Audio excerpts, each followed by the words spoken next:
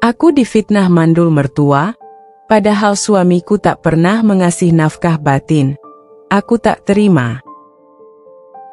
Namaku Arum, seorang wanita berusia 23 tahun yang baru saja menikah dengan seorang lurah muda di desa kami, Mas Damar. Kehidupan sebelum pernikahan kami tampak begitu sempurna, seakan aku sedang hidup dalam dongeng yang berakhir bahagia. Mas Damar dikenal sebagai sosok pria yang bertanggung jawab, berpendidikan, dan berasal dari keluarga terpandang. Tak hanya itu, ia juga memiliki wajah rupawan, pembawaan tenang, dan sikap yang karismatik, membuatnya dihormati oleh warga desa. Sebelum menikah, aku dibesarkan dalam keluarga yang sederhana namun penuh kehangatan. Ayahku, Pak Rahmat, adalah seorang guru di sekolah dasar desa, sementara ibuku, Bu Siti, seorang ibu rumah tangga yang pandai memasak dan dikenal ramah oleh para tetangga. Aku memiliki seorang adik laki-laki bernama Bayu, yang saat ini masih kuliah di kota. Meski kehidupan kami tidak bergelimang harta, tapi kami hidup bahagia. Sejak kecil, aku selalu diajarkan untuk mandiri, tidak bergantung pada orang lain, dan selalu berusaha melakukan yang terbaik dalam hidup. Pertemuanku dengan Mas Damar terjadi saat aku mengikuti kegiatan desa. Saat itu, aku tergabung dalam kelompok pemuda desa yang aktif dalam berbagai acara sosial. Mas Damar baru saja diangkat menjadi lurah menggantikan ayahnya yang sudah pensiun.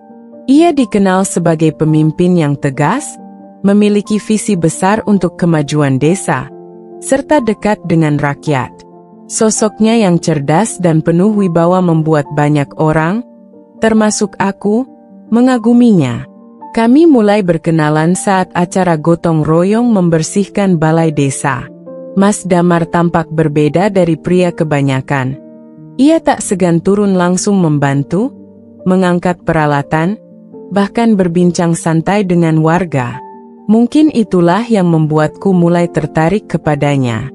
Seiring berjalannya waktu, hubungan kami semakin dekat.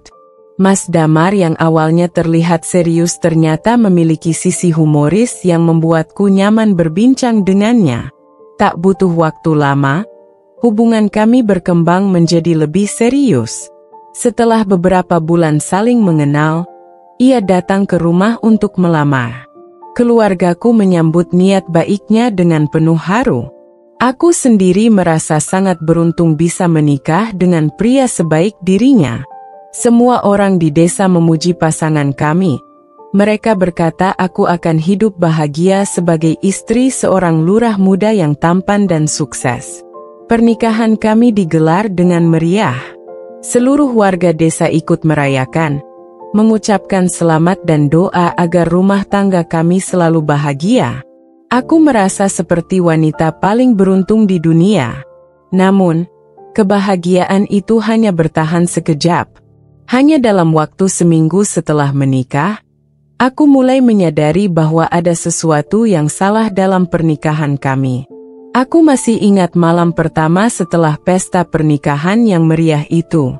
Aku duduk di kamar pengantin, masih mengenakan gaun putih yang sudah agak kusut setelah seharian menyambut tamu.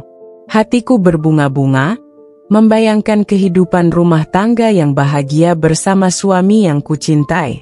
Mas Damar masuk ke dalam kamar. Wajahnya tetap datar seperti biasa. Tidak ada senyum atau tatapan mesra seperti yang sering kulihat pada pengantin baru lainnya. Aku menyapanya dengan suara pelan, berharap bisa memulai percakapan. Dia hanya mengangguk singkat lalu duduk di sofa, sibuk membuka ponselnya tanpa menoleh ke arahku. Aku diam, mencoba memahami bahwa mungkin dia kelelahan setelah acara pernikahan. Hari-hari setelah itu semakin membuatku bingung.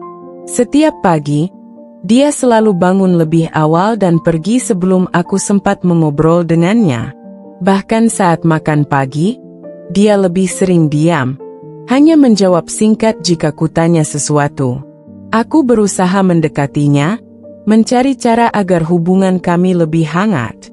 Aku memasak makanan kesukaannya, merapikan rumah dengan baik, dan menunggu kepulangannya dengan penuh harap.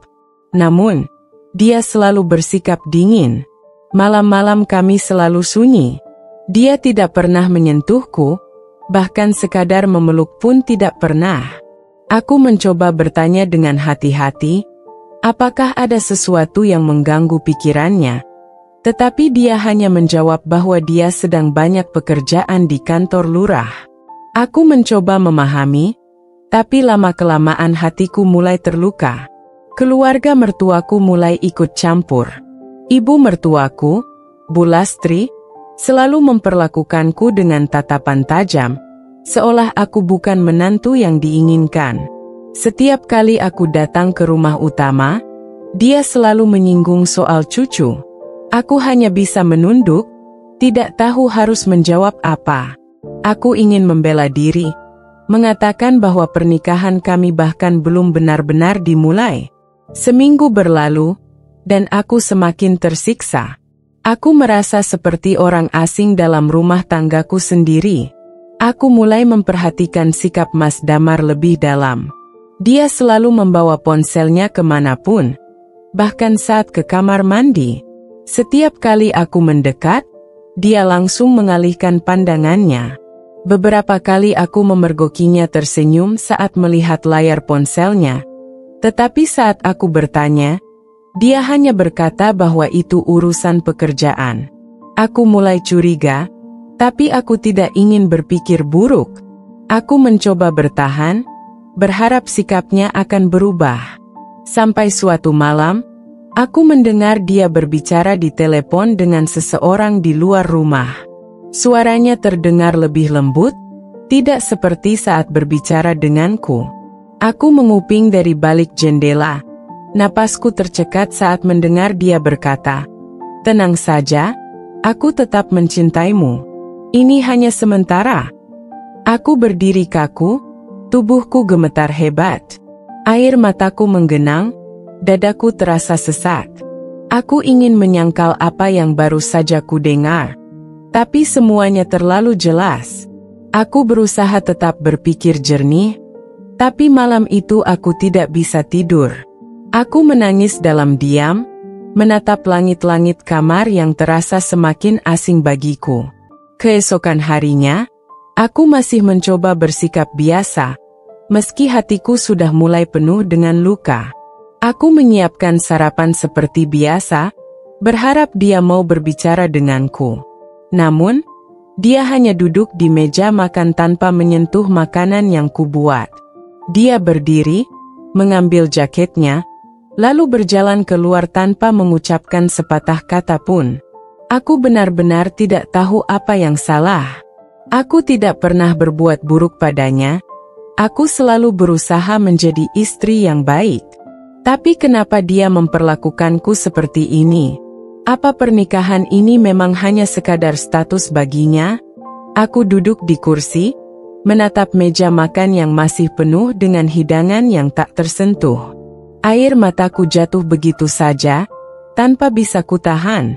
Aku merasa kosong, seakan-akan aku hanya bayangan dalam rumah ini. Aku mulai sadar bahwa aku telah menikah dengan seseorang yang bahkan tidak pernah benar-benar menginginkanku. Aku duduk di kursi dengan perasaan yang sulit dijelaskan. Makanan yang sudah kusiapkan masih utuh di atas meja, sementara suamiku sudah pergi tanpa sepatah kata pun. Setiap hari seperti ini, seakan aku hanya seorang penghuni rumah yang tidak ada artinya baginya. Tidak ada perhatian, tidak ada sentuhan, bahkan tatapan hangat pun tak pernah dia berikan. Aku menatap meja makan, sendok di tanganku terasa dingin. Lidahku keluh, selera makanku hilang. Aku hanya bisa termenung, bertanya-tanya apa yang sebenarnya terjadi dalam rumah tangga ini. Semua janji manis sebelum pernikahan lenyap begitu saja. Aku seperti hidup dengan seorang pria yang tidak menganggapku ada. Siang itu, aku memberanikan diri pergi ke rumah mertuaku. Aku ingin berbicara dengan ibu mertuaku, Bu Lastri, berharap dia bisa memberiku sedikit kejelasan. Aku masih mencoba berpikir positif, mungkin saja ada sesuatu yang tidak ku ketahui. Aku mengetuk pintu, dan seorang pembantu membukakan pintu dengan ekspresi datar.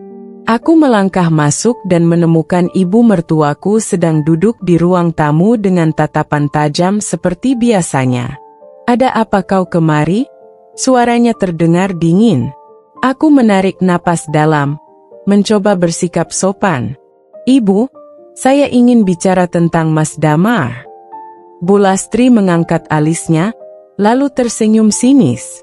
"Damar baik-baik saja. Justru kau yang harus kupastikan baik-baik saja. Sudah seminggu menikah, mana kabarnya? Apa ada tanda-tanda kehamilan?" Jantungku terasa mencelos. Aku belum sempat bicara apapun, tapi dia sudah menyinggung soal anak. Aku menggigit bibir, berusaha tetap tenang. "Ibu, saya ingin bertanya, kenapa Mas Damar berubah?" Dia seperti tidak menganggap saya sebagai istrinya. Bu Lastri mendengus pelan, lalu menyilangkan tangannya di dada. "Kau pikir semua istri langsung diterima begitu saja?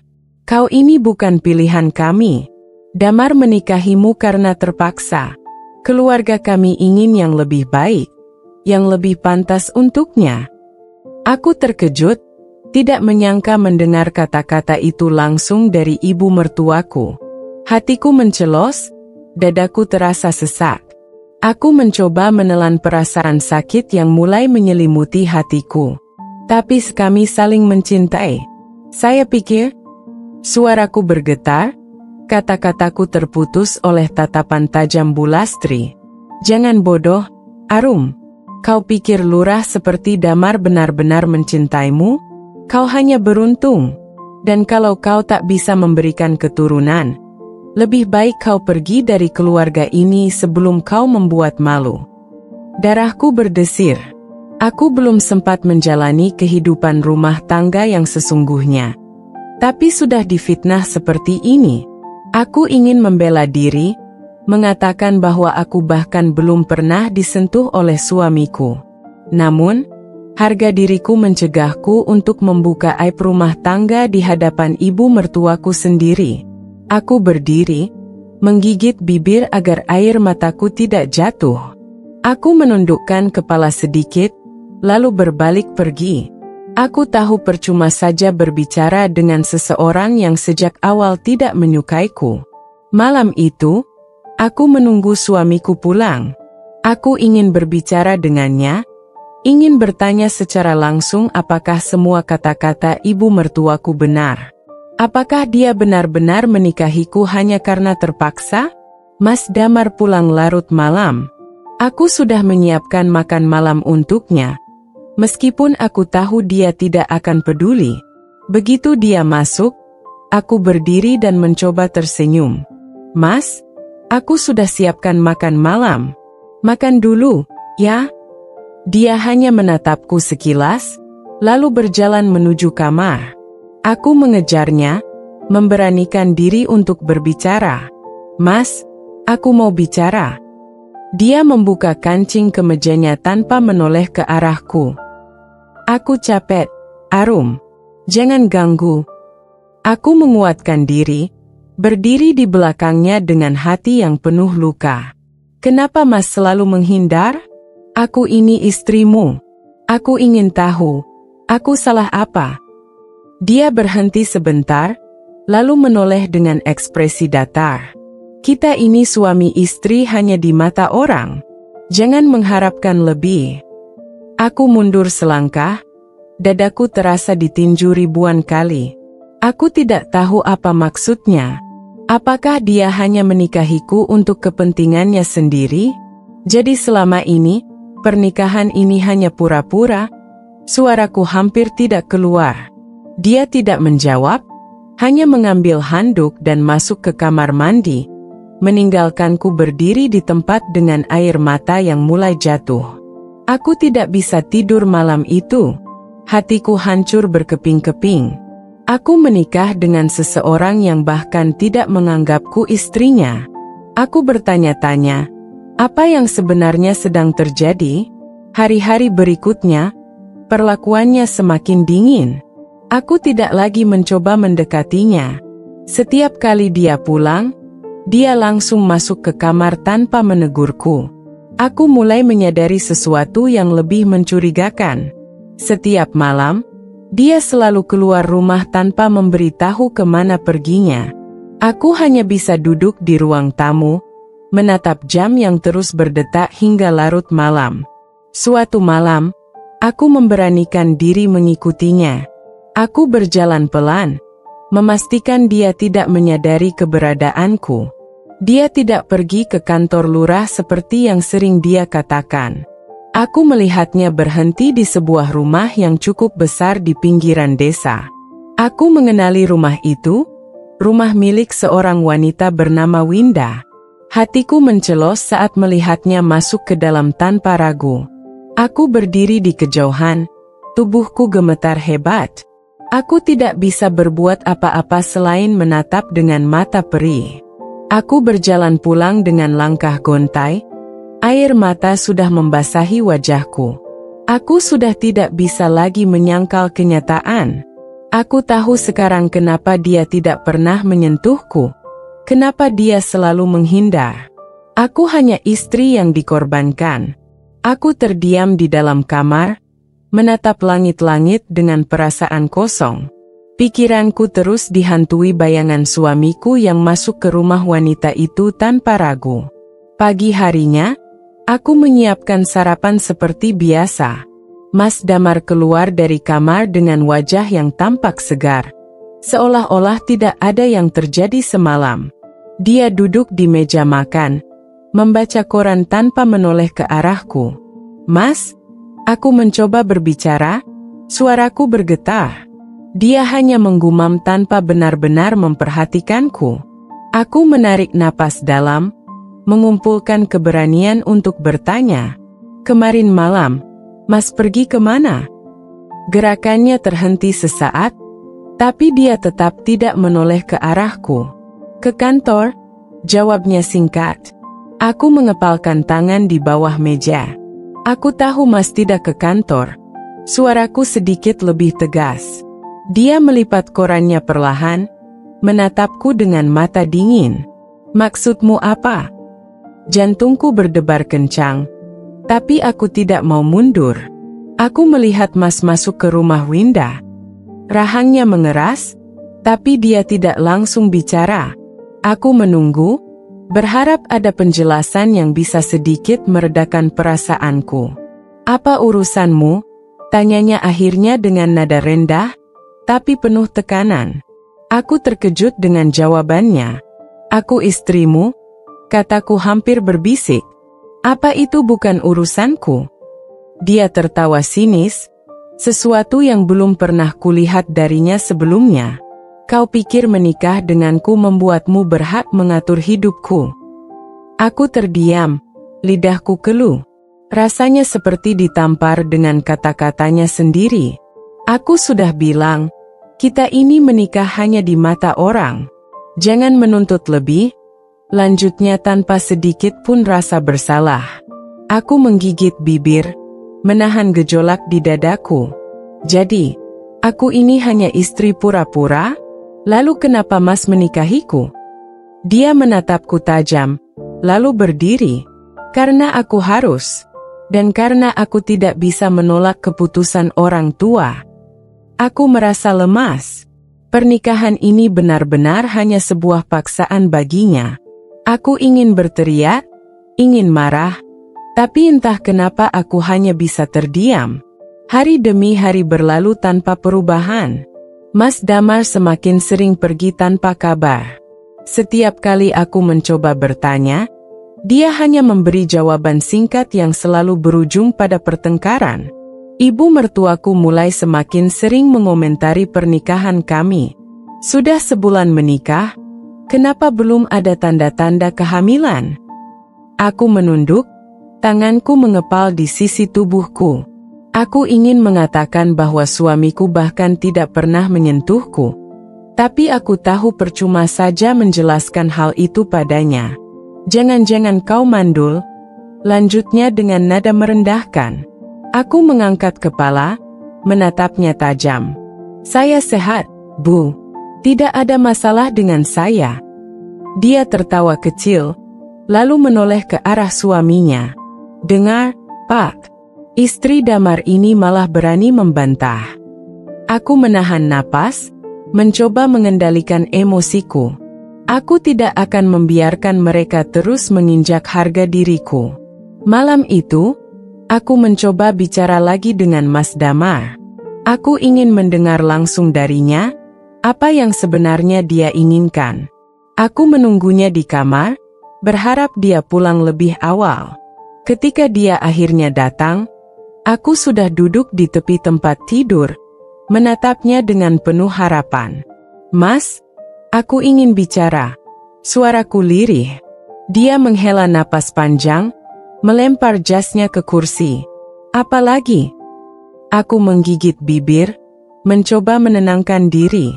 Apa Mas benar-benar tidak menginginkan aku?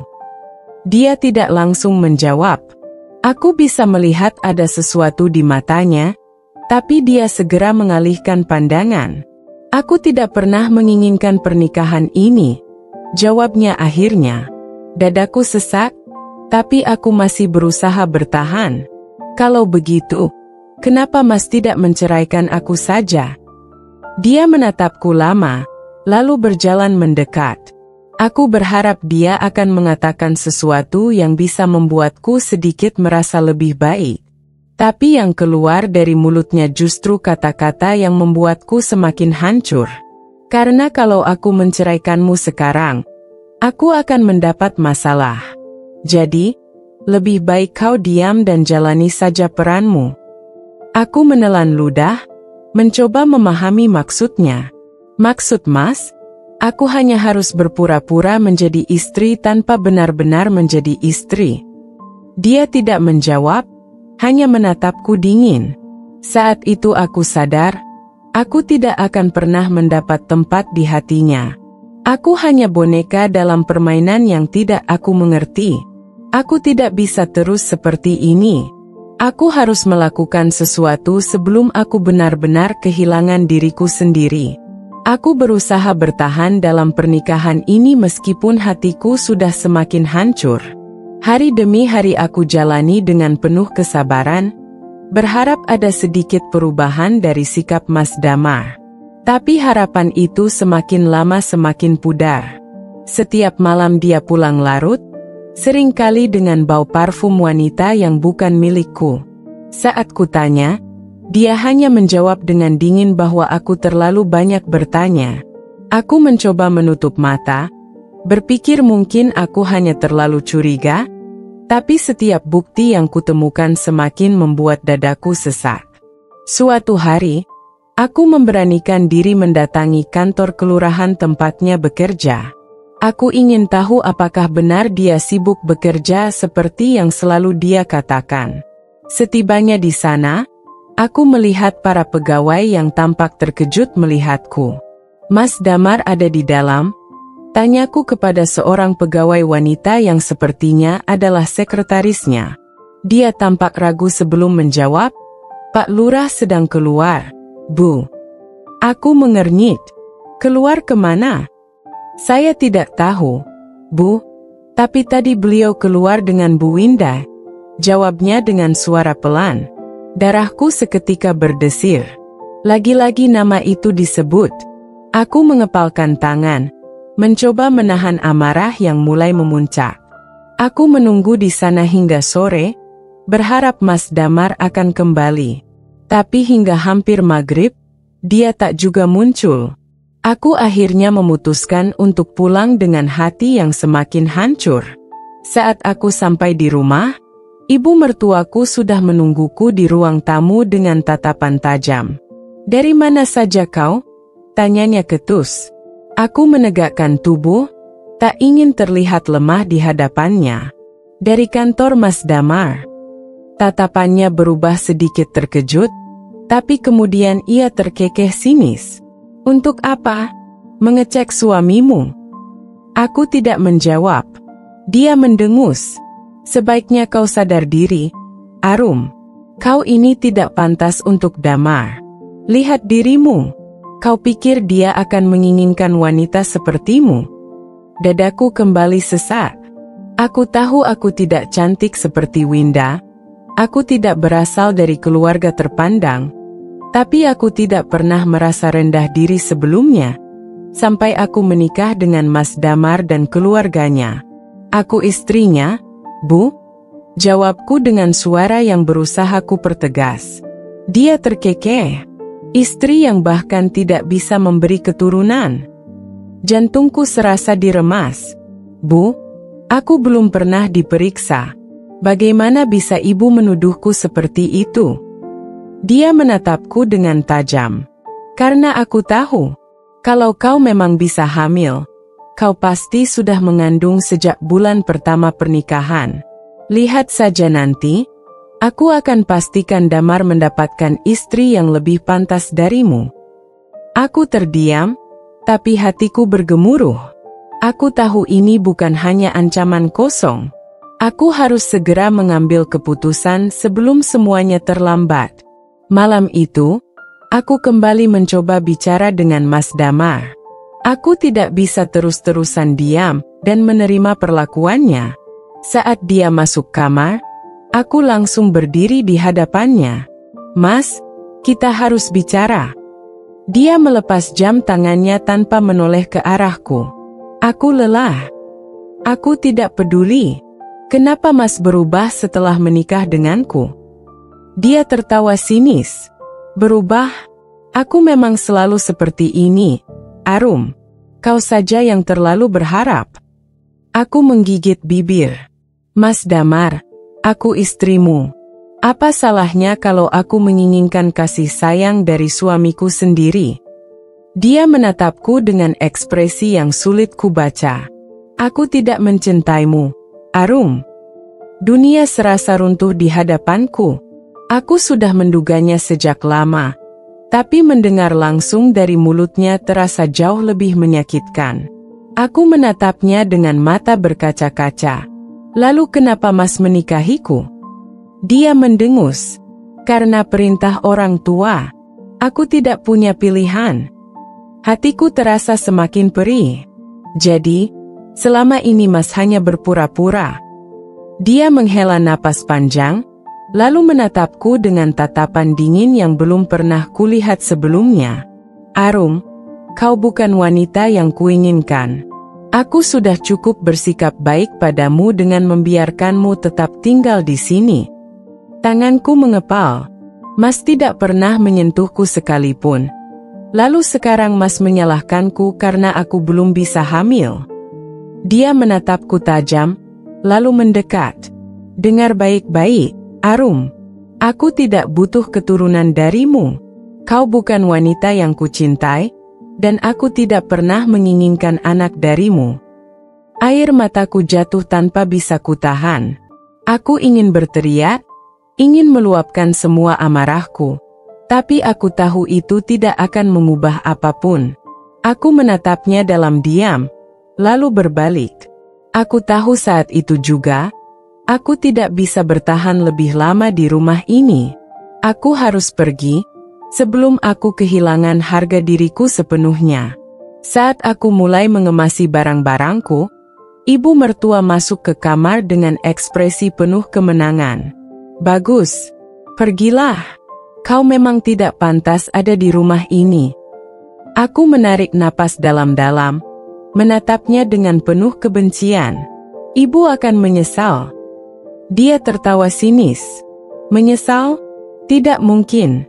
Aku justru lega akhirnya Damar bisa terbebas darimu. Aku tidak menjawab lagi. Dengan kepala tegak, aku membawa koperku keluar dari rumah itu, meninggalkan semua luka dan penghinaan yang kuterima selama ini. Saat aku melewati Mas Damar, dia tidak mengatakan sepatah kata pun.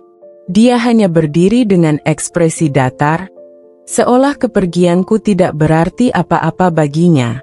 Aku berhenti sejenak di ambang pintu, menatapnya dengan mata yang masih penuh air mata. Mas akan menyesal. Dia tidak merespons, dan aku tidak menunggu jawaban.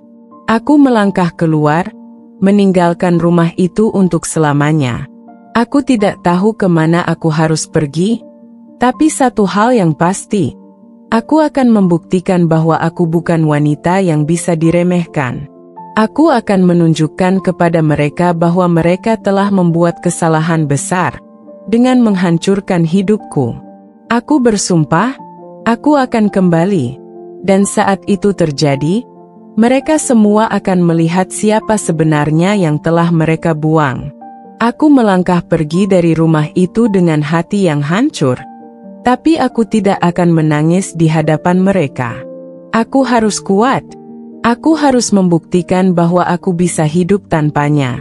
Malam itu aku menginap di rumah seorang teman, Rina, yang sejak awal sudah tahu penderitaanku dalam pernikahan ini. Saat aku tiba, dia langsung memelukku erat. "Kamu akhirnya pergi juga, Rum," bisiknya, suaranya penuh kelegaan. Aku tidak menjawab, hanya duduk di sofa dengan tatapan kosong. Semua kejadian tadi masih terngiang di kepalaku. Bagaimana bisa seseorang yang dulu begitu baik berubah menjadi sedingin itu? Rina duduk di sampingku, menatapku penuh simpati. "Kamu yakin ini keputusan yang benar?" Aku mengangguk. "Aku sudah tidak tahan lagi, Rin. Aku hanya ingin hidup tenang." Dia menghela napas, lalu menggenggam tanganku erat. "Aku di sini buat kamu, Rum. Apapun yang kamu butuhkan, bilang sama aku." Malam itu, aku menangis untuk pertama kalinya setelah sekian lama. Aku menangis bukan karena masih mencintai Mas Damar, tapi karena merasa dikhianati, dihina, dan diperlakukan seperti sampah oleh suami dan keluarganya. Aku harus bangkit. Aku harus membuktikan bahwa aku bisa hidup lebih baik tanpa mereka. Hari-hari berikutnya kujalani dengan penuh semangat. Aku kembali bekerja di butik tempatku dulu bekerja sebelum menikah. Aku ingin memulai hidup baru, tanpa bayang-bayang pernikahan yang menyiksa itu. Tapi tak lama setelah itu, kabar buruk kembali menghampiriku. Suatu hari, aku sedang menyusun barang di butik ketika seorang pelanggan datang. Aku menoleh dan terkejut melihat siapa yang berdiri di hadapanku. Bu Lurah. Dia menatapku dari ujung kepala hingga ujung kaki dengan tatapan penuh penghinaan. "Jadi ini kerjaanmu sekarang?" tanyanya dengan nada mencemooh. Aku menegakkan tubuh, menatapnya dengan tajam. "Ada yang bisa saya bantu, Bu?" Dia tersenyum sinis. "Aku cuma ingin memastikan kalau kau benar-benar sudah pergi dari rumahku." Ternyata benar. Kau sudah kembali jadi wanita rendahan. Aku mengepalkan tangan di balik meja. "Saya bekerja dengan jujur, Bu. Tidak ada yang salah dengan itu." Dia mendekat, suaranya dipenuhi keangkuhan. "Dengar, Arum. Kau sudah dibuang oleh Damar. Jadi jangan pernah berharap untuk kembali ke dalam hidupnya." Aku tertawa sinis. "Kembali? Saya bahkan tidak ingin mengingat wajahnya lagi, Bu." Ekspresi wajahnya berubah sedikit, seolah tidak menyangka aku akan berbicara setegas itu. "Kita lihat saja nanti," katanya sebelum berbalik pergi. Aku menghela napas panjang. Apalagi yang mereka inginkan dariku?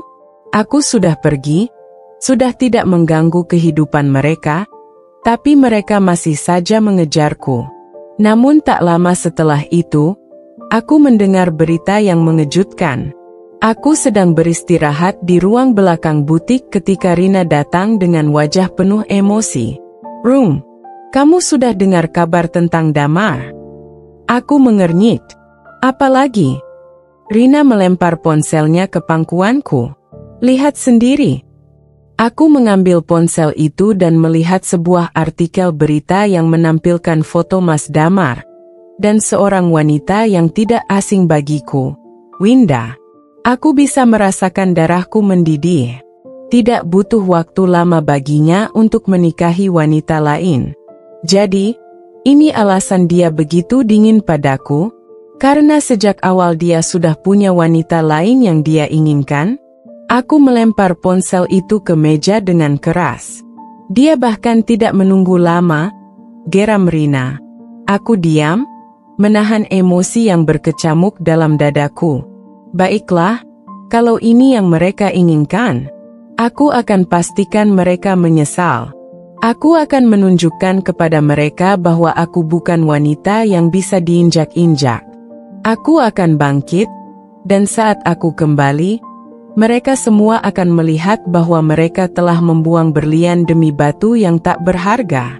Damar dan keluarganya boleh saja merasa menang saat ini, tapi mereka lupa. Roda kehidupan selalu berputar, dan aku akan memastikan mereka jatuh lebih keras daripada aku. Beberapa bulan berlalu, aku sudah mulai terbiasa dengan kehidupanku yang baru. Aku bekerja keras di butik, mengambil kursus bisnis kecil-kecilan, dan mulai menata kembali hidupku tanpa bayang-bayang pernikahan yang gagal. Namun, satu hal yang selalu mengusik pikiranku adalah tuduhan yang mereka lontarkan kepadaku dulu. Aku dituduh mandul. Aku tidak pernah melakukan pemeriksaan saat masih menikah dengan Damar, karena aku pikir tidak perlu. Aku sehat, aku merasa baik-baik saja, dan aku yakin bisa memiliki anak seperti wanita lainnya. Tapi tuduhan itu terus menghantuiku. Aku ingin membuktikan sesuatu. Suatu hari, aku memutuskan untuk pergi ke dokter kandungan. Aku duduk di ruang tunggu klinik dengan perasaan campur aduk. Tanganku menggenggam erat tas kecilku, jantungku berdebar kencang. Aku ingin tahu kebenarannya. Aku ingin memastikan bahwa bukan aku yang bermasalah. Saat namaku dipanggil, aku masuk ke ruangan dokter dengan langkah hati-hati. Seorang dokter wanita tersenyum ramah kepadaku. "Apa yang bisa saya bantu, Bu Arum?" tanyanya lembut. Aku menarik napas dalam. "Dok, saya ingin melakukan pemeriksaan kesuburan." Dokter mengangguk. "Baik. Kita bisa melakukan beberapa tes untuk memastikannya." Beberapa hari kemudian, hasilnya keluar. Aku kembali duduk di ruangan dokter dengan perasaan cemas. Dokter menatapku dengan senyum tipis. "Bu Arum, dari hasil pemeriksaan, tidak ada masalah dengan kesuburan Anda. Rahim Anda sehat, dan Anda memiliki peluang besar untuk hamil." Aku terpaku di tempat. Hatiku bergetar hebat. Jadi, aku tidak mandul? Aku menelan ludah. Jadi selama ini, bukan saya yang bermasalah. Dokter mengangguk pelan. Kalau memang ada kesulitan dalam kehamilan sebelumnya, bisa jadi masalahnya bukan dari Anda. Ada banyak faktor yang bisa menyebabkan pasangan sulit memiliki anak. Aku mengepalkan tangan. Jadi, aku yang selama ini difitnah, dipermalukan, dicampakkan, hanya karena mereka ingin mencari alasan untuk menyingkirkanku. Mereka ingin menjadikan aku kambing hitam. Rasanya seperti ada api yang membakar dadaku. Aku keluar dari klinik dengan langkah tegap. Ini saatnya. Aku tidak akan tinggal diam. Aku akan membuktikan kepada mereka semua bahwa merekalah yang salah, bukan aku. Aku akan membuat mereka menyesal. Aku mulai bekerja lebih keras dari sebelumnya. Aku mengambil lebih banyak kursus bisnis, memperluas koneksi, dan mulai merintis usaha sendiri. Butik tempatku bekerja sudah cukup memberiku pengalaman untuk memahami pasar, dan aku yakin bisa membangun bisnisku sendiri. Awalnya, aku hanya menjual pakaian secara online. Tapi berkat kerja keras dan strategi yang tepat, bisnis kecilku mulai berkembang pesat. Aku bahkan mulai mendapatkan perhatian dari beberapa investor yang tertarik untuk bekerja sama denganku. Hidupku perlahan berubah. Dari seorang wanita yang dulu direndahkan, kini aku berdiri di atas kakiku sendiri. Sementara itu, kabar dari keluarga mantan suamiku mulai sampai ke telingaku. Ternyata pernikahan Damar dengan Winda tidak seindah yang mereka bayangkan. Winda, wanita yang dipuja-puja keluarganya, ternyata tidak seperti yang mereka kira. Aku mendapat kabar dari beberapa kenalan bahwa rumah tangga mereka mulai bermasalah. Rum, kamu tahu nggak? Winda sering terlihat bertengkar sama Damar di luar rumah, kata Rina suatu hari saat kami sedang minum kopi bersama. Aku menatapnya tanpa ekspresi. Memangnya kenapa? Rina tersenyum licik. Dengar-dengar, Winda itu matre, Rum. Setelah menikah, dia mulai menuntut banyak hal. Damar harus membelikan mobil baru, perhiasan, dan segala macam barang mewah. Aku tertawa kecil. Dia baru sadar sekarang?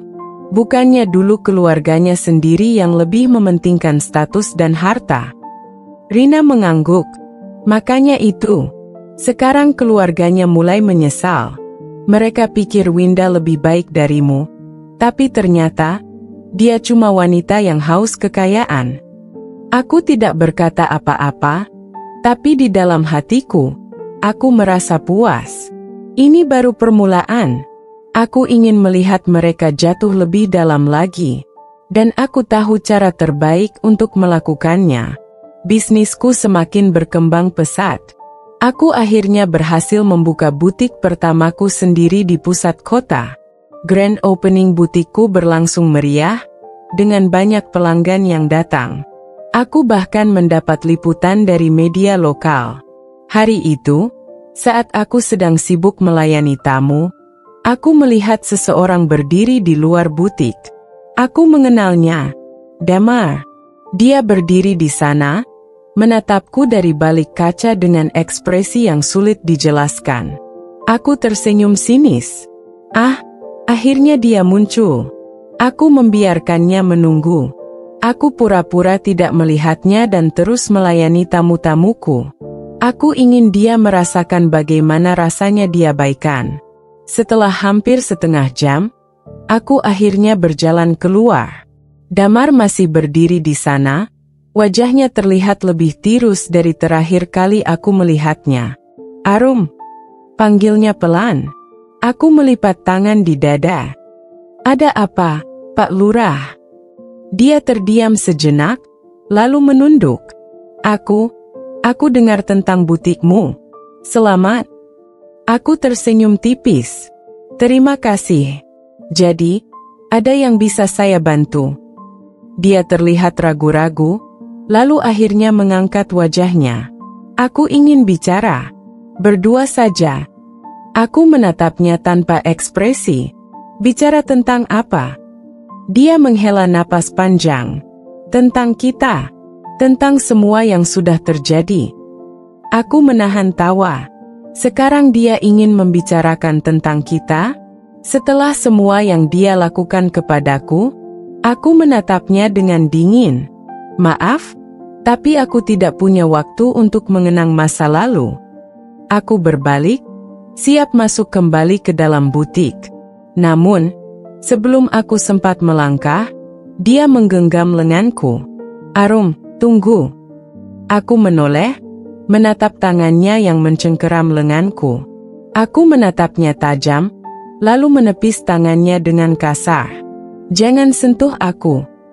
Damar terdiam, wajahnya dipenuhi rasa bersalah.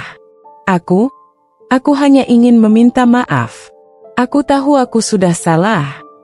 Aku tertawa kecil. Salah? Kamu baru sadar sekarang? Dia terdiam. Aku menatapnya tajam. Damar, aku sudah melewati masa-masa terburuk dalam hidupku, dan aku bangkit sendiri. Tanpa bantuanmu, tanpa dukungan keluargamu. Dan sekarang kamu datang, mengaku salah, berharap aku memaafkanmu begitu saja. Damar menunduk, tidak bisa membalas kata-kataku. Aku mendekat, berbisik di telinganya. Kamu dan keluargamu sudah membuangku seperti sampah. Tapi lihat aku sekarang. Aku sukses, aku bahagia. Sementara kamu, rumah tanggamu berantakan, bukan? Dia terkejut, jelas tidak menyangka aku tahu tentang itu. Aku tersenyum penuh kemenangan. Kamu pantas mendapatkannya, Damar. Ini karma. Aku berbalik dan masuk ke dalam butikku, meninggalkannya berdiri di sana dengan wajah penuh penyesalan. Ini baru permulaan. Aku akan membuat mereka semua menyesal telah menghancurkanku. Damar masih berdiri di sana, menatapku dengan wajah penuh penyesalan. Aku bisa melihat matanya yang mulai memerah, tangannya mengepal di sisi tubuhnya. Tapi aku tidak peduli. Aku ingin dia merasakan sakit yang sama seperti yang aku rasakan dulu. Aku ingin dia tenggelam dalam rasa sesal yang tidak akan pernah bisa dia tebus. Aku melangkah masuk ke butikku dengan kepala tegak. Namun, belum sempat aku menutup pintu, suara Damar kembali terdengar. Arum, tolong. Aku benar-benar menyesal. Aku tahu aku sudah menyakitimu. Aku menghela napas panjang, lalu berbalik. Mataku menatapnya dengan penuh kebencian. Menyesal. Aku tertawa sinis. Menyesal setelah kamu dan keluargamu mencampakkan aku, setelah kamu membiarkan ibumu menghina dan mengusirku seperti aku ini bukan manusia, setelah kamu memilih perempuan lain, dan menuduhku mandul tanpa bukti apapun, sekarang kamu datang ke hadapanku dengan wajah menyedihkan, dan berharap aku memaafkanmu. Damar menunduk, tidak bisa membalas kata-kataku. Hatiku semakin panas. Semua luka lama yang sudah coba aku lupakan kembali menganga. Aku tidak bisa menahan diri lagi. Dengar, Damar, ucapku dengan suara bergetar penuh emosi. Aku ingin kamu tahu bahwa aku tidak butuh maafmu. Aku tidak butuh penyesalanmu. Aku sudah menjalani neraka karena perbuatanmu, dan aku bangkit sendiri. Sekarang, aku tidak akan membiarkanmu mengusik hidupku lagi. Damar masih terdiam, seperti kehilangan kata-kata. Aku menatapnya tajam, lalu mendekat hingga wajah kami hanya berjarak beberapa sentimeter. Kamu dan keluargamu dulu menganggapku sampah. Kalian pikir aku ini perempuan rendahan yang bisa kalian hina dan buang sesuka hati. Tapi lihat aku sekarang, Damar. Bisikku dingin. Aku sukses. Aku mandiri. Aku tidak butuh siapapun. Dan yang paling menyedihkan, aku tidak butuh kamu. Damar tertegun. Wajahnya semakin pucat. Aku bisa melihat rahangnya mengeras, matanya berkaca-kaca. Aku. Dia berusaha berbicara, tapi suaranya tercekat di tenggorokan. Aku tersenyum sinis. Pergi, Damar. Jangan pernah muncul di hadapanku lagi. Aku berbalik dan berjalan masuk ke dalam butikku. Kali ini, aku benar-benar menutup pintu tanpa ragu. Di luar, aku masih bisa mendengar suara langkah kaki Damar yang perlahan menjauh. Aku tidak melihat ke belakang. Aku tidak peduli lagi. Aku sudah cukup menderita karena dia dan keluarganya. Sekarang, giliran mereka yang merasakan sakitnya. Dan aku akan pastikan mereka jatuh lebih dalam lagi. Malam itu, aku duduk di ruang kerjaku, menatap hasil pemeriksaanku di klinik. Kata-kata dokter kembali terngiang di kepalaku. Bu Arum, dari hasil pemeriksaan, tidak ada masalah dengan kesuburan Anda. Rahim Anda sehat, dan Anda memiliki peluang besar untuk hamil. Tanganku mengepal. Aku harus membuktikan ini. Aku harus menunjukkan kepada mereka semua bahwa merekalah yang salah selama ini. Aku mengeluarkan ponselku, lalu mengetik sebuah pesan singkat. Aku ingin bertemu dengan seseorang. Seseorang yang bisa membantu menghancurkan mereka. Beberapa menit kemudian, pesanku mendapat balasan. Aku bisa membantumu. Mari kita bertemu besok. Aku tersenyum dingin. Ini akan menjadi awal dari kehancuran mereka. Aku tidak akan puas hanya dengan melihat mereka menyesal. Aku ingin mereka merasakan rasa sakit yang lebih besar daripada yang pernah mereka berikan kepadaku. Dan aku tahu persis bagaimana caranya. Keesokan harinya, aku melangkah masuk ke dalam sebuah kafe yang cukup sepi di sudut kota. Aku mengenakan pakaian sederhana, tetapi tetap elegan. Rambutku aku biarkan terurai dengan rapi. Aku tidak ingin ada yang mengenaliku. Mataku langsung menangkap sosok pria yang duduk di sudut ruangan, menungguku dengan wajah serius. Dia adalah seseorang yang bisa membantuku. Seseorang yang memiliki cukup pengaruh untuk menjatuhkan Damar dan keluarganya. Aku menarik kursi dan duduk di depannya. Dia menatapku dengan penuh perhatian. "Jadi, kau ingin menghancurkan seseorang?" tanyanya tanpa basa-basi. Aku mengangguk. "Bukan hanya seseorang. Aku ingin menghancurkan satu keluarga." Pria itu menyeringai tipis. Aku suka wanita yang tahu apa yang dia mau. Aku tidak membalas. Aku hanya menatapnya dengan tatapan dingin. "Kau bisa membantuku?" Dia mengangguk santai. "Tentu saja.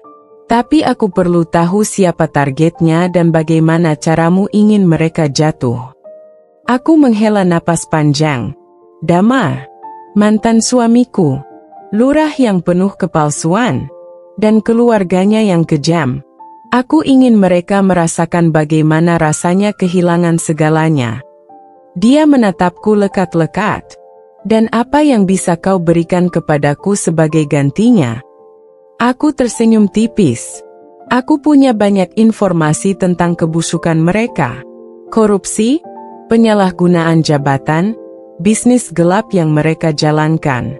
Aku hanya butuh seseorang yang bisa membantuku menyebarkan semuanya ke tempat yang tepat. Dia mengangguk, matanya menyipit penuh minat. "Menarik. Jika semua yang kau katakan itu benar, maka Damar dan keluarganya tidak akan hanya jatuh. Mereka akan hancur total." Aku tersenyum dingin. Itu yang aku inginkan. Kami berdiskusi lebih lama. Aku memberinya semua informasi yang aku punya. Aku telah menyimpan semua bukti ini selama bertahun-tahun. Aku tahu suatu hari akan ada saatnya aku menggunakannya. Dan hari itu akhirnya tiba. Saat aku keluar dari kafe, hatiku berdegup kencang. Aku bisa merasakan adrenalin mengalir di tubuhku. Damar dan keluarganya telah mengambil segalanya dariku. Sekarang, giliran aku yang mengambil segalanya dari mereka. Beberapa minggu kemudian, berita itu meledak di mana-mana. Skandal besar mengguncang pemerintahan daerah. Lurah Damar dituduh melakukan penyalahgunaan dana proyek pembangunan desa. Tidak hanya itu, keluarganya juga terseret dalam kasus pencucian uang. Media berlomba-lomba mengungkap kebusukan mereka. Nama Damar tercoreng. Karirnya hancur dalam semalam. Aku duduk di dalam ruang kantorku, menonton berita itu dengan tatapan puas. Teleponku berdering. Aku melihat nama yang muncul di layar dan tersenyum. Aku tahu siapa yang menelepon. Aku mengangkatnya. "Arum." Suara Damar terdengar putus asa. "Kumohon. Aku butuh bantuanmu." Aku tertawa kecil. "Bantuan? Dari wanita yang dulu kau buang seperti sampah." Aku tahu aku salah. Aku bodoh. Aku terhasut ibuku. Tapi tolong, Arum. Aku sudah kehilangan semuanya. Aku menutup mataku sejenak, menikmati detik-detik di mana Damar akhirnya merasakan apa yang dulu aku rasakan. Aku ingin kau merasakan semuanya, Damar.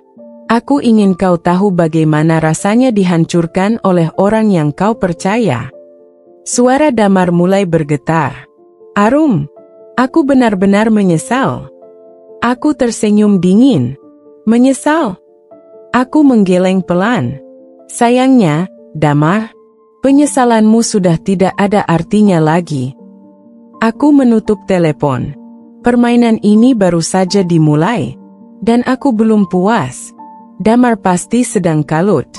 Karirnya hancur. Namanya dipermalukan di seluruh penjuru kota. Dia yang dulu dielu-elukan sebagai lurah muda berprestasi kini tak lebih dari seorang pecundang yang wajahnya terpampang di berita dengan segala tuduhan busuk. Aku tersenyum tipis sambil menyesap kopiku. Ini baru permulaan. Beberapa hari setelah berita itu meledak, aku mendapat undangan makan malam dari seseorang yang tak kusangka akan menghubungiku. Ibu Damar. Wanita yang dulu menghina dan mengusirku kini mencariku? Menarik. Aku sengaja datang dengan tampilan yang anggun dan berkelas. Gaun hitam sederhana membalut tubuhku dengan sempurna, rambutku disanggul rapi, dan sepasang sepatu hak tinggi melengkapi penampilanku. Saat aku memasuki restoran tempat pertemuan, semua mata tertuju padaku. Di sudut ruangan, kulihat Ibu Damar sudah menungguku dengan raut wajah yang tak bisa ia sembunyikan. Gugup, marah, sekaligus putus asa. Aku berjalan mendekat dengan langkah tenang. Kukira ibu sudah melupakan saya. Sapaku sambil duduk tanpa basa-basi. Dia menatapku tajam, tapi kali ini tanpa kesombongan yang dulu selalu melekat di wajahnya. Aku tak punya pilihan lain. Aku menyandarkan tubuhku dengan santai. Oh, kenapa? Bukankah aku hanya wanita tak berguna menurut ibu? Dia mengepalkan tangannya di atas meja. Jangan bermain kata denganku, Arum. Aku tahu ini semua perbuatanmu. Aku menyeringai. Perbuatan apa? Tatapannya semakin tajam. Jangan pura-pura bodoh. Kau pasti yang menjebak Damar. Kau menghancurkan nama baiknya, kau membuatnya kehilangan segalanya. Aku tertawa kecil. Aku tidak melakukan apa-apa. Damar hanya menuai apa yang dia tanam. Apa yang kau mau? Hah? Uang? Nama baik? Kekuasaan? Aku mencondongkan tubuhku sedikit ke depan, menatap matanya tanpa berkedip. Aku hanya ingin satu hal, Bu. Aku ingin kalian merasakan sakit yang sama seperti yang dulu kalian berikan padaku. Wajahnya memucat. Untuk pertama kalinya, wanita sombong itu terlihat ketakutan. Kumohon, Arum, kasihani Damar. Dia sudah cukup menderita. Suaranya melemah, berubah menjadi nada memohon. Aku menatapnya lama. Wanita ini, yang dulu merendahkanku, yang dulu menyebutku perempuan mandul tak berguna, kini duduk di hadapanku dengan wajah penuh keputusasaan. Aku mengambil napas panjang sebelum berkata, aku tidak sekejam kalian. Aku tidak akan menyentuh Damar lagi, tapi aku juga tidak akan menolongnya. Dia mengepalkan tangannya. Kau? Aku berdiri, merapikan gaunku. Terima kasih atas makan malamnya, Bu. Sayangnya, aku tidak tertarik untuk berdamai. Aku melangkah pergi dengan kepala tegak, meninggalkan wanita itu dalam keterpurukannya. Malamnya, aku menerima pesan dari nomor yang sudah lama kuhapus. Damar. Arum, tolong temui aku. Aku benar-benar butuh bicara denganmu. Aku menatap layar ponselku lama. Haruskah aku bertemu dengannya? Aku tahu dia pasti hanya ingin meminta belas kasihan. Tapi di sisi lain, aku ingin melihat bagaimana rupa lelaki yang dulu mengusirku kini dalam keadaan terpuruk. Aku mengetik balasan. Besok, tempat biasa. Besok akan menjadi pertemuan yang menarik. Keesokan harinya, aku datang ke tempat yang kusebut, tempat biasa, itu. Sebuah kafe kecil di pinggir kota, tempat yang dulu sering kami datangi saat masih menjadi sepasang suami istri. Banyak kenangan tertinggal di sini, tapi tak ada satupun yang ingin kuingat. Begitu aku masuk, aku langsung melihat Damar duduk di sudut, wajahnya kusut, sorot matanya redup. Baju yang ia kenakan tak lagi rapi seperti dulu, rambutnya sedikit berantakan. Lurah muda yang dulu dielu-elukan kini tampak seperti pria yang kehilangan arah. Aku melangkah mendekat, duduk di hadapannya tanpa basa-basi. "Apa yang ingin kau bicarakan?" tanyaku datar. Damar mengangkat wajahnya, menatapku dengan mata yang lelah. "Arum, aku tahu kau pasti membenciku. Tapi aku sungguh-sungguh butuh bantuanmu." Aku menyilangkan tangan di dadaku. "Bantuan apa?" Aku kehilangan segalanya." Suaranya bergetar. Jabatan, kehormatan, uang, semuanya hilang dalam sekejap. Aku tidak tahu harus bagaimana. Aku menaikkan alisku, pura-pura berpikir. Bukankah itu akibat perbuatanmu sendiri?" Damar menghela napas panjang. "Aku tahu aku salah. Aku tahu aku telah menyia-nyiakanmu. Tapi, Arum, aku benar-benar butuh pertolonganmu sekarang. Setidaknya, bantulah aku untuk membersihkan namaku." Aku tertawa kecil. "Membersihkan namamu? Kenapa aku harus melakukannya?" Dia menatapku dengan sorot penuh keputusasaan. "Karena aku tahu kau yang menjebakku." Aku tersenyum tipis. "Oh, aku yang menjebakmu? Aku hanya membiarkan dunia tahu siapa dirimu sebenarnya, Damar." Dia menggelengkan kepala. "Arum, aku mohon, jika kau masih punya sedikit saja rasa kasihan." "Aku tidak punya rasa kasihan untuk orang sepertimu," potongku dingin. Damar terdiam. Rahangnya mengeras, matanya mulai menunjukkan kemarahan yang berusaha ia tahan. "Aku tidak meminta kita kembali seperti dulu," katanya akhirnya, suaranya lebih pelan. "Aku hanya ingin memperbaiki hidupku." Aku menyandarkan tubuhku, menatapnya dengan tajam. "Kau ingat saat aku datang menangis di hadapanmu dulu? Saat aku memohon agar kau membelaku di depan keluargamu? Apa yang kau lakukan, Damar? Kau mengusirku. Kau membiarkan ibumu menghancurkanku dengan kata-katanya." Dia menunduk. "Kau lebih memilih percaya pada fitnah bahwa aku mandul, padahal kaulah yang bermasalah. Kau yang seharusnya malu. Sekarang, kau duduk di sini, memohon padaku setelah kau jatuh terpuruk." Damar mengepalkan tangannya. "Aku menyesal, Arum." Aku tersenyum sinis. "Sayangnya, penyesalanmu tidak ada artinya bagiku." Aku berdiri, meraih tas kecilku. "Nikmati saja kehancuranmu, Damar. Sama seperti aku dulu menikmati penderitaanku karena ulahmu." Saat aku berbalik, Damar tiba-tiba berdiri dan mencengkeram lenganku. "Arum, jangan pergi. Aku mohon." Suaranya serak, matanya memohon. Aku menatap tangannya yang menggenggam lenganku dengan erat.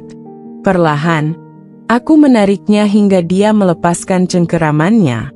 "Kau sudah kehilangan hak untuk menyentuhku, Damar." Tanpa menoleh lagi, aku melangkah pergi, meninggalkannya dalam keputusasaan yang semakin dalam. Beberapa hari setelah pertemuan itu, aku menerima kabar mengejutkan. Damar ditangkap polisi. Dia terlibat dalam kasus korupsi yang lebih besar dari dugaan awal. Semua bukti mengarah padanya. Rekeningnya dibekukan, aset-asetnya disita. Bahkan rumah mewah yang dulu menjadi kebanggaannya kini kosong melompong. Tak hanya Damar, keluarganya juga ikut terkena imbas. Ibu dan saudara-saudaranya yang dulu angkuh kini terpaksa hengkang dari lingkungan mereka karena malu. Aku menatap berita di layar ponselku, membaca setiap detail dengan penuh kepuasan. Akhirnya, keadilan berpihak padaku. Tapi ini belum selesai. Masih ada satu hal yang ingin kulakukan. Aku ingin mereka melihat kebenaran yang selama ini mereka tolak. Aku ingin mereka tahu bahwa aku bukan wanita mandul. Dan aku akan membuktikannya dengan cara yang paling menyakitkan bagi mereka. Aku mengatur sebuah rencana. Sesuatu yang akan membuat Damar dan keluarganya benar-benar merasakan bagaimana rasanya dipermalukan di depan banyak orang. Seperti yang dulu mereka lakukan kepadaku.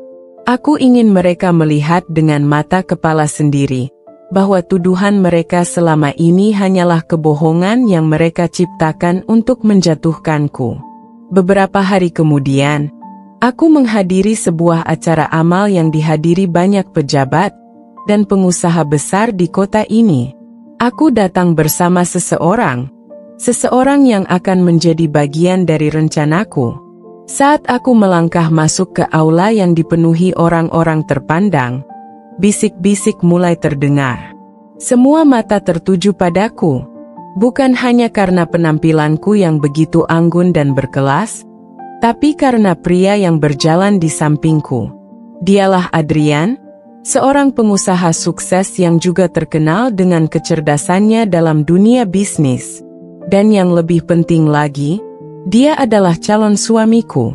Aku bisa melihat dari sudut mata bagaimana ekspresi terkejut muncul di wajah beberapa orang, termasuk mantan mertuaku yang tak sengaja hadir di acara yang sama. Ibu Damar, wanita yang dulu menghinaku habis-habisan, kini berdiri membeku. Matanya membelalak tak percaya saat melihat pria di sampingku dengan lembut menggenggam tanganku. Aku tersenyum kecil. Ini baru permulaan. Aku berjalan melewati mereka tanpa sedikit pun memperlihatkan ekspresi peduli. Tapi aku tahu mereka terpukul. Aku tahu mereka mulai bertanya-tanya.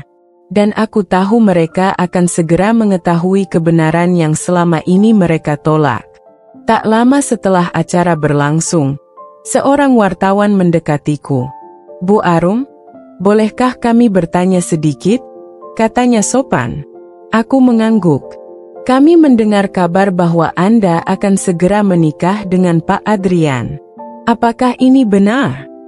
Aku tersenyum dan menatap Adrian, yang juga tersenyum lembut ke arahku sebelum menggenggam tanganku lebih erat. "Ya, itu benar," jawabku tenang. Bisik-bisik di sekitar mulai semakin ramai, dan saat itulah aku menambahkan sesuatu yang akan benar-benar membuat Damar dan keluarganya terkejut. "Dan saya juga sedang mengandung anak pertama kami." Ruangan yang semula riuh mendadak sunyi. Mantan mertuaku yang tadi berdiri angkuh langsung terhuyung mundur. Wajahnya pucat pasi. Aku bisa melihat bagaimana tangannya mencengkeram erat tas di tangannya, seolah mencari pegangan agar tidak jatuh. Aku tahu, ini adalah pukulan paling telak bagi mereka. Aku, wanita yang dulu mereka hina sebagai mandul, kini berdiri di hadapan mereka dengan perut yang mulai membesar. Aku yang dulu mereka rendahkan, kini diperlakukan seperti ratu oleh pria yang jauh lebih baik dari Damar. Tak butuh waktu lama sebelum berita ini tersebar luas. Dalam hitungan jam, kabar tentang kehamilanku menjadi headline di berbagai media. Dan seperti yang kuduga, Damar mendengar semuanya. Malam itu, aku menerima panggilan dari nomor yang tidak dikenal. Tapi aku tahu pasti siapa yang ada di baliknya. Aku mengangkat telepon itu, dan suara Damar yang putus asa langsung terdengar di seberang sana. "Arum, aku mohon, kita harus bicara." Aku tersenyum sinis. "Maaf, aku tidak punya waktu untuk berbicara dengan masa laluku." Tanpa menunggu jawaban, aku menutup telepon itu. Permainan ini belum selesai. Aku masih ingin melihat bagaimana Damar benar-benar hancur seperti yang pernah dia lakukan padaku. Damar tidak menyerah. Dalam beberapa hari setelah panggilan pertamanya yang kuabaikan, dia terus menghubungiku. Kadang dengan nomor yang berbeda, kadang melalui pesan. Bahkan ada saatnya dia mengirim email panjang berisi permintaan maaf dan permohonan untuk bertemu. Aku mengabaikannya. Tapi ternyata dia lebih nekat dari yang kubayangkan. Suatu malam, saat aku baru saja pulang dari pertemuan bisnis bersama Adrian, Aku mendapati seseorang berdiri di depan rumahku. Damar. Aku bisa melihat betapa berantakannya dia. Wajahnya kusut, matanya merah seperti kurang tidur, dan rambutnya tidak tertata seperti biasanya. Aku berdiri di ambang pintu, tidak berniat memberinya kesempatan untuk masuk. "Apa yang kamu lakukan di sini?"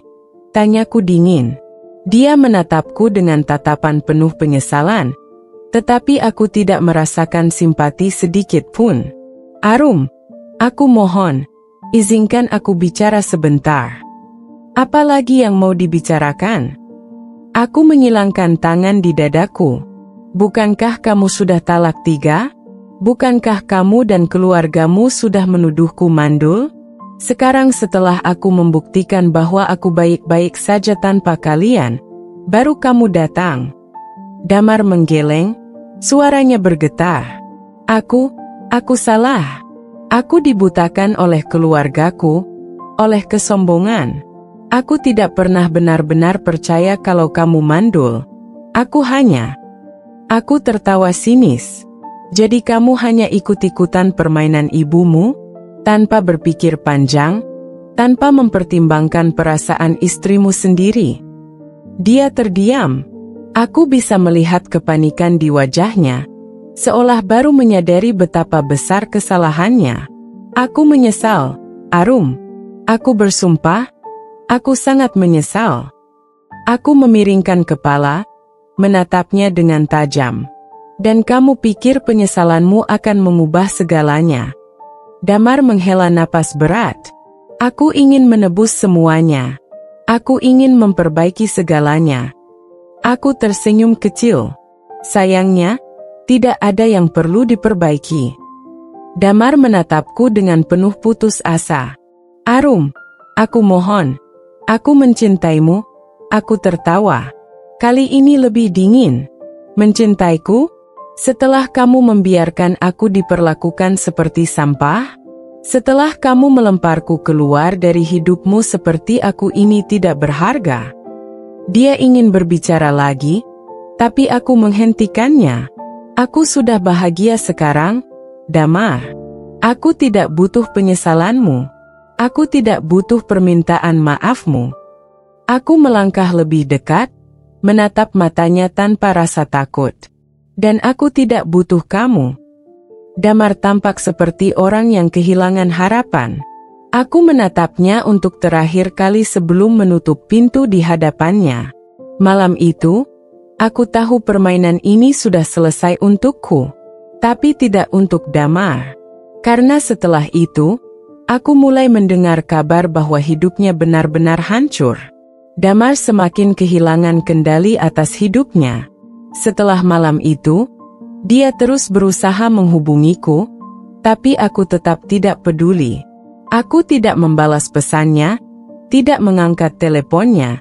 Bahkan ketika dia mencoba datang lagi ke rumahku, aku menyuruh satpa untuk mengusirnya. Lalu aku mendengar kabar yang lebih menarik. Karir Damar sebagai lurah mulai terguncang. Warga mulai mempertanyakan keputusannya, banyak proyek di desanya yang terbengkalai. Bahkan beberapa laporan korupsi mulai bermunculan. Aku tahu persis bahwa selama ini Damar memang terlalu sibuk mengurus citranya, daripada bekerja dengan benar. Tanpa aku yang dulu selalu membantu merapikan urusannya, dia sekarang benar-benar kacau. Ibunya, yang dulu selalu memandangku rendah, kini mulai terlihat sering mendatangi orang-orang kaya yang dulu memujanya, berharap mereka bisa membantu menyelamatkan posisi Damar. Tapi dunia ini berputar. Tidak ada yang mau lagi berurusan dengan keluarga mereka setelah skandal korupsi itu mencuat. Aku tersenyum puas. Aku belum selesai. Beberapa hari kemudian, aku menghadiri sebuah acara besar yang diadakan di kota. Acara ini dihadiri oleh banyak pejabat dan tokoh penting, termasuk orang-orang yang dulu menghina dan meremehkanku ketika aku masih menjadi istri Damar.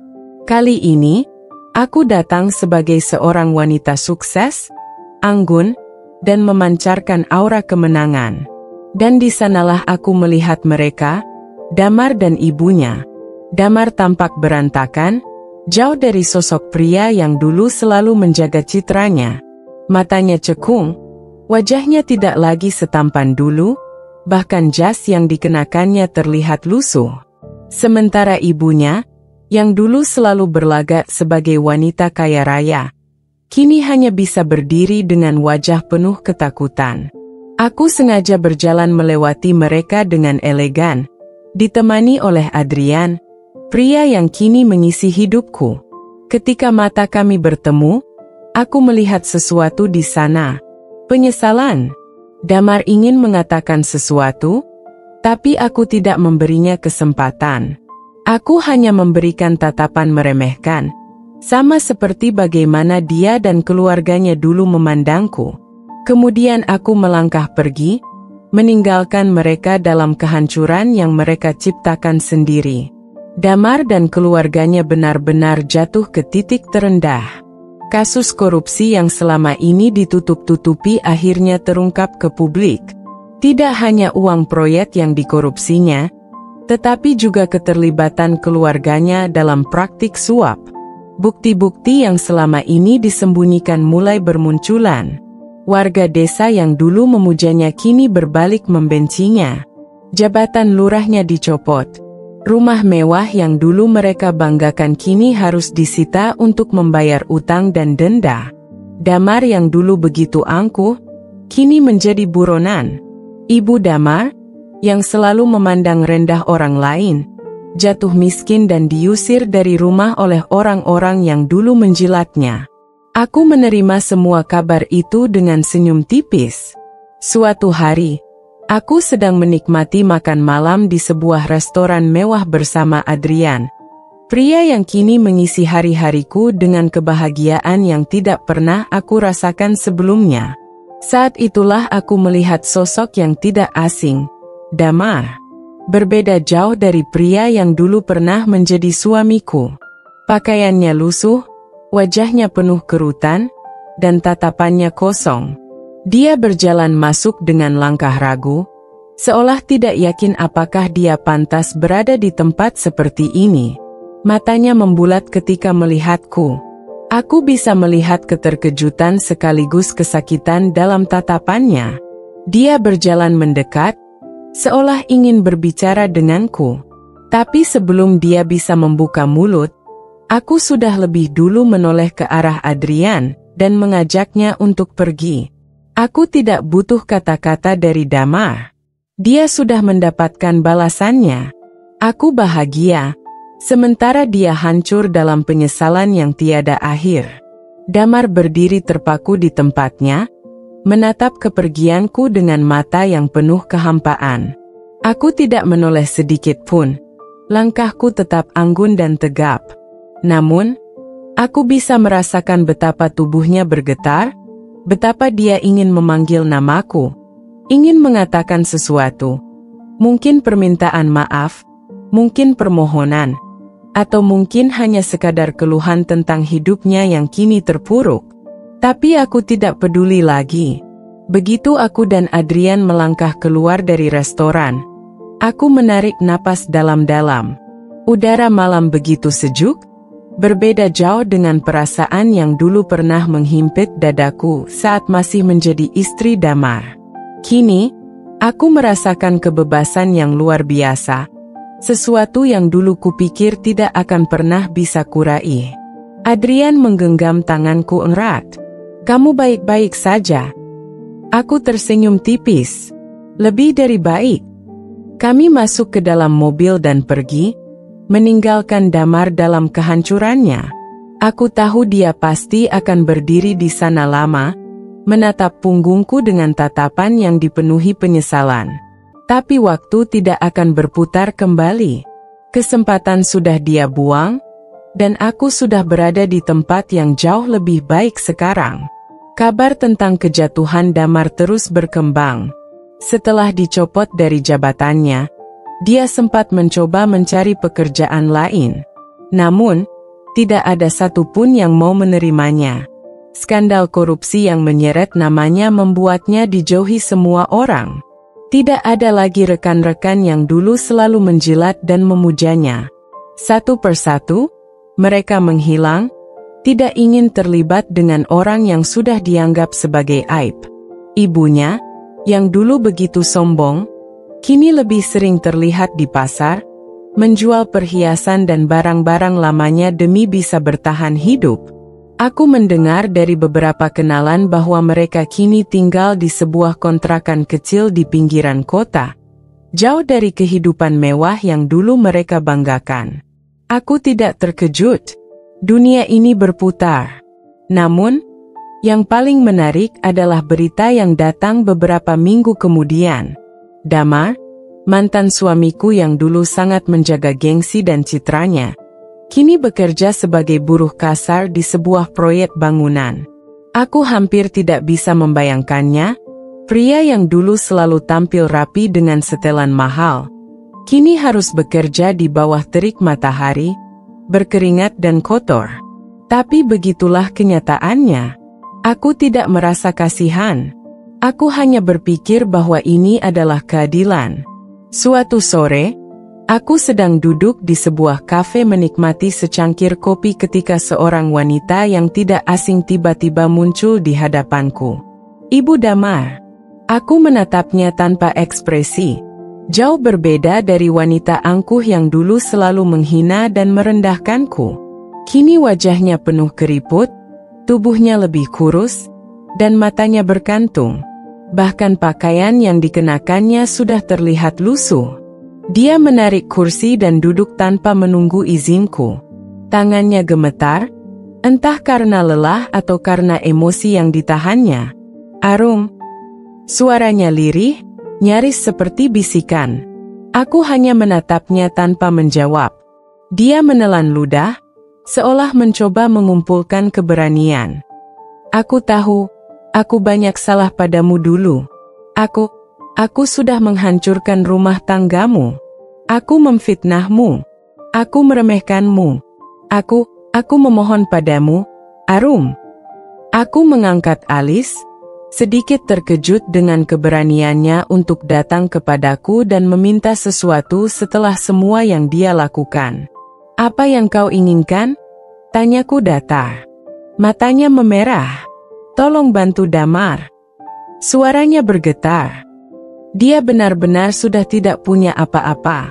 Kami sudah jatuh, Arum. Dia butuh pekerjaan, butuh pertolongan. Aku tahu kau sekarang punya pengaruh, punya banyak kenalan. Tolonglah. Jika bukan demi aku, setidaknya demi Damar.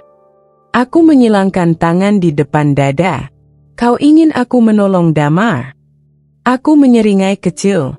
Setelah kau menghancurkan hidupku, setelah kau memfitnahku, mengusirku, dan membiarkan anakmu memperlakukanku seperti sampah. Matanya berkaca-kaca.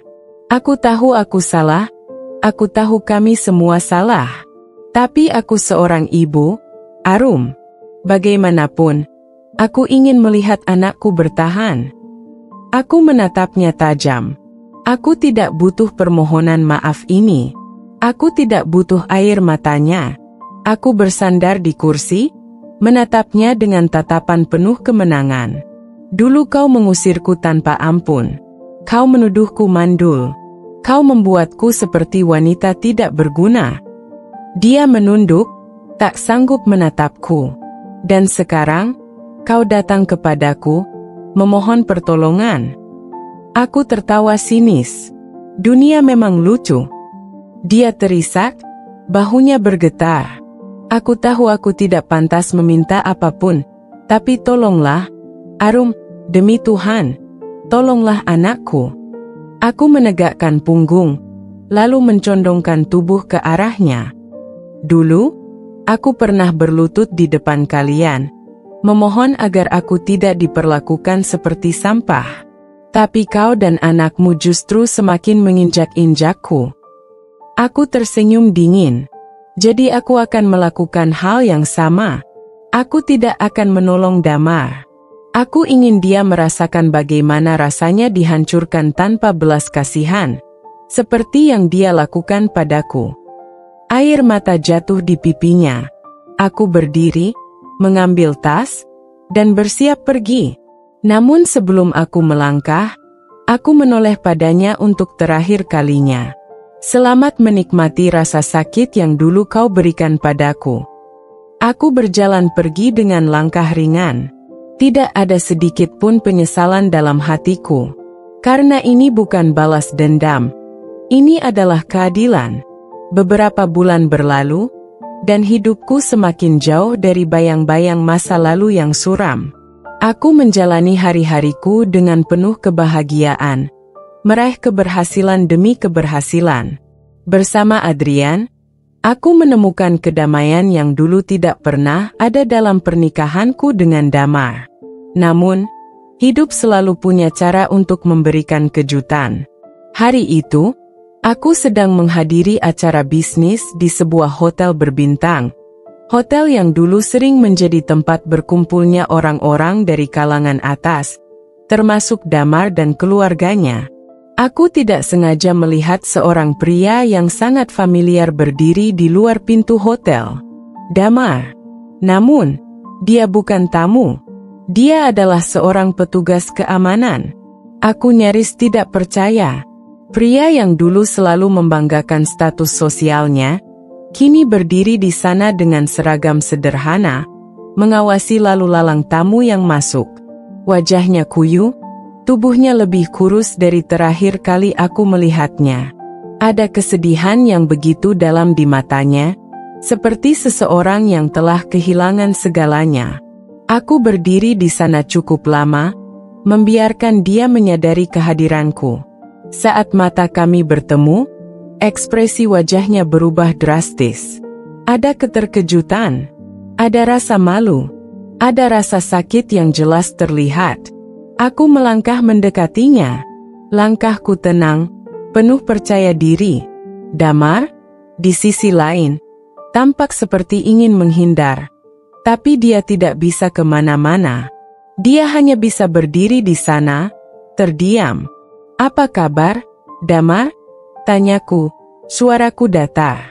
Dia menelan ludah. "Arum." Aku menyeringai tipis. "Kau terlihat berbeda." Dia tidak menjawab, hanya menundukkan kepala, seolah-olah tidak sanggup menatapku. Aku melipat tangan di depan dada.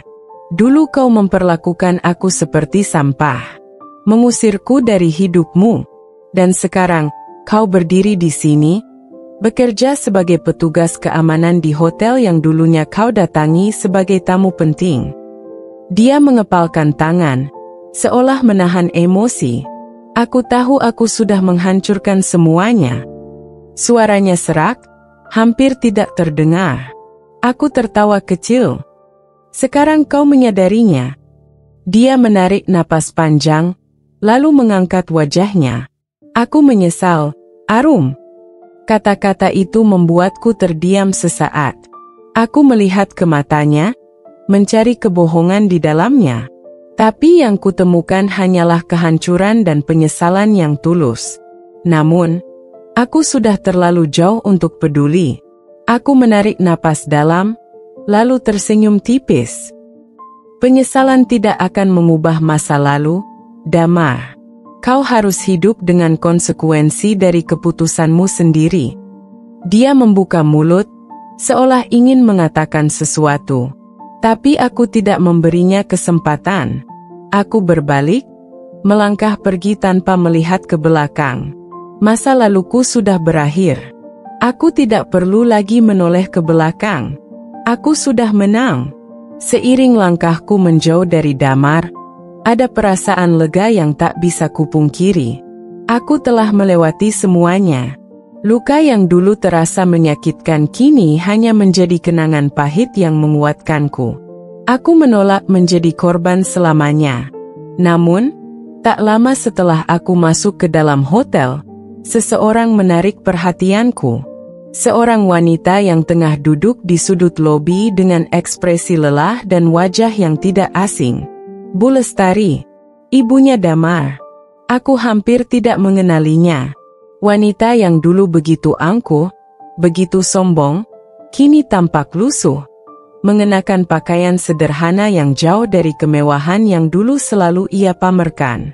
Dia tampak menatap kosong ke arah depan, seperti seseorang yang kehilangan arah. Seorang pelayan hotel mendekatinya dan menyerahkan secangkir teh, lalu berbicara pelan kepadanya. Dari jarak ini, aku tidak bisa mendengar dengan jelas, tapi ekspresi wajah pelayan itu menunjukkan rasa kasihan. Hatiku seketika diliputi rasa penasaran. Aku mendekat dengan langkah ringan. Begitu aku berdiri di hadapannya, dia mengangkat wajah dan mata kami bertemu. Wajahnya langsung berubah drastis. Ada keterkejutan, ketakutan, dan malu yang bercampur menjadi satu. "Arum," suaranya lirih.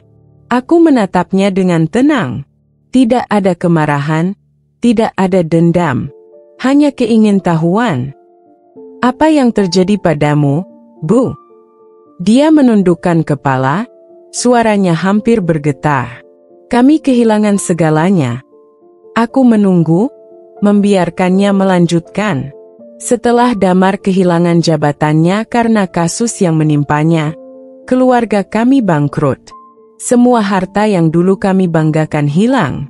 Kami tidak punya rumah lagi. Kami harus hidup dengan sisa tabungan yang ada, tapi itu pun tidak cukup. Dia berhenti, menarik napas panjang. "Aku tidak punya siapa-siapa lagi, Arum." Aku tidak merasakan kepuasan. Aku tidak merasa senang melihatnya jatuh. Yang aku rasakan hanyalah keadilan yang telah berjalan dengan sendirinya. Dulu, aku memang sakit hati. Dulu, aku ingin mereka merasakan penderitaan yang sama seperti yang mereka timpakan kepadaku. Tapi sekarang, melihat mereka dalam keadaan seperti ini, aku sadar, aku tidak perlu membalas dendam. Hidup sudah mengajarkan mereka dengan caranya sendiri. Aku tersenyum tipis. Dulu, kalian menganggap aku bukan siapa-siapa. Menganggap aku tidak pantas untuk Damar. Tapi lihat sekarang, Bu. Hidup selalu berputar. Dia tidak menjawab. Air matanya jatuh perlahan. Aku menarik napas, lalu berbalik pergi. Namun, sebelum aku benar-benar meninggalkannya, aku berhenti sejenak dan berkata, "Aku sudah memaafkan semuanya, Bu. Aku harap, suatu hari nanti, Anda bisa menemukan kedamaian dalam hidup Anda." Tanpa menunggu jawaban, aku melangkah pergi dengan ringan. Hidupku kini jauh lebih bahagia dari sebelumnya. Aku memiliki karir yang sukses, seseorang yang benar-benar mencintaiku, dan yang terpenting, aku bahagia dengan diriku sendiri. Di kemudian hari, aku melahirkan seorang anak perempuan yang cantik. Saat pertama kali menggendongnya, aku menangis, bukan karena sedih, tapi karena bahagia. Aku akhirnya membuktikan bahwa aku tidak mandul. Semua fitnah yang dulu mereka sebarkan telah runtuh dengan sendirinya. Aku menamai putriku dengan nama Naila, yang berarti anugerah. Karena bagiku, dia adalah hadiah terindah dalam hidupku. Saat melihat suamiku, Adrian, menggendong Naila dengan penuh kasih sayang, aku tahu bahwa inilah kebahagiaan yang sesungguhnya. Aku tidak membutuhkan validasi dari siapapun lagi. Aku sudah menang. Aku telah mendapatkan kehidupan yang lebih baik. Sementara mereka yang dulu menyakitiku harus menanggung akibat dari perbuatan mereka sendiri. Pesan dan penutup. Hidup adalah roda yang selalu berputar. Tidak ada yang bisa selamanya berada di atas, begitu pula tidak ada yang selamanya berada di bawah. Kesombongan, keserakahan, dan kebencian hanya akan membawa seseorang kepada kehancuran. Jangan pernah meremehkan seseorang hanya karena dia tampak lemah. Jangan menyakiti orang lain hanya karena merasa lebih tinggi. Karena pada akhirnya, keadilan akan datang dengan caranya sendiri. Dan bagi siapapun yang pernah tersakiti, jangan biarkan luka itu menghancurkanmu.